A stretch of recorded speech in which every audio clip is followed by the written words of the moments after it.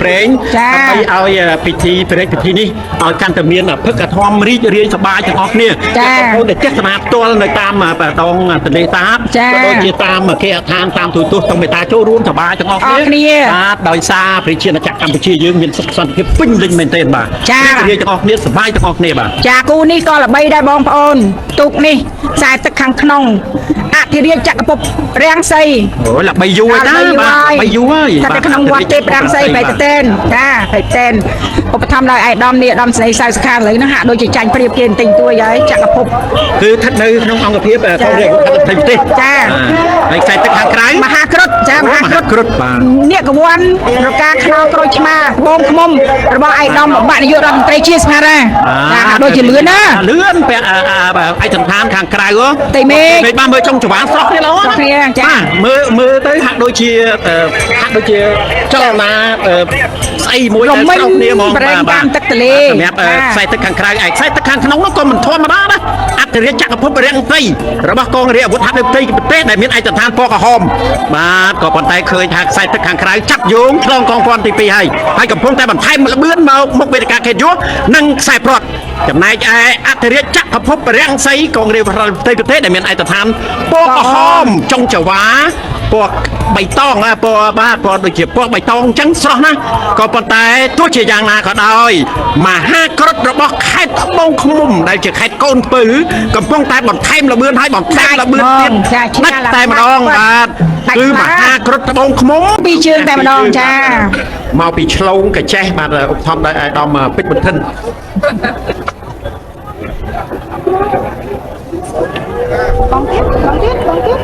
គូទី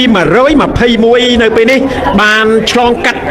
កងព័ន្ធទី1ហើយនៅចន្លោះកងព័ន្ធទី1មកកងព័ន្ធទី2គូទាំងពីរនេះនៅតែប្រហាក់ប្រហែលគ្នានៅឡើយទេគូទី121ខ្សែទឹកខាងក្នុងមហាក្រុតដែលអញ្ជើញមកពីខេត្តត្បូងឃ្មុំវត្តនាគវ័នរកាខ្នោក្រូចឆ្មាឧបត្ថម្ភដោយអាដាមឧបៈជាសុផារ៉ាចំណែកឯខ្សែទឹកខាងក្រៅសវណ្ណចម្ប៉ាហោះយ៉ាងម៉េចហើយចម្ប៉ាហោះខ្សែទឹកខាងក្រៅហាក់ដូចជាតាមចាវត្តក្តីបឹងកំពង់សៀមខេត្តកំពង់ចាមខ្សែទឹកខាងក្រៅចម្ប៉ាហោះបាទបន្ថែមល្បឿនឡើងព្រោះមហាក្រុតបាទគឺក្រុតទៅហើយបែងកាឡាទៅជាស្អីក៏បានទៅជាល្បឿនលឿនក៏លឿនគួរឲ្យគយគុណមែនទែនជើងទី1ក៏ទទួលជ័យជំនះឥឡូវជើងទី2នេះបាទទទួលជ័យជំនះទៀតហើយនៅក្នុងគូទី121ទៅលើសវណ្ណចម្ប៉ាហោះគឺមហាក្រុតដែលអញ្ជើញមកពីខេត្តត្បូងឃ្មុំrồi đó có mình tặng mình liên mình nào nó thế nhó hai mình liên kia tôi lại tôi hai mình liên tiếp សូមអនុញ្ញាតចូលមកដល់គូទី114ចាជ័យទទួលបានការឧបត្ថម្ភពីសំណាក់អាដាមសុកសុកានរីឯមហាក្រុតគឺជាទូកឧបត្ថម្ភដោយអាដាមឧបនាយករដ្ឋមន្ត្រីជាសភារាមហាក្រុតខ្សែទឹកខាងក្រៅដែលមានឯកស្ថានពណ៌ស្លាទុំចុងចង្វាពណ៌សលឿនលយហើយពេលនេះមហាក្រុតនាំមុខទិញទួញហើយទៅលើទូកដែលមានឈ្មោះថាសម្ដេចវិបុលបញ្ញាបារមីមានជ័យរបស់អាដាមសុកសុកានឯកសណ្ឋានពណ៌បៃតងចុងចង្វាពណ៌សអ្នកបញ្ជាក្បាលទូកនឹងមើងម៉ាត់ណាស់ប៉ុន្តែបែបអត់ទាន់ទេទីប្រកាសទៀតមែនទេហើយមហាក្រុតលឿនណាស់បាទឯកសណ្ឋានបាទពណ៌ថ្លាទុំមួកពណ៌លឿងខ្ចីបាទ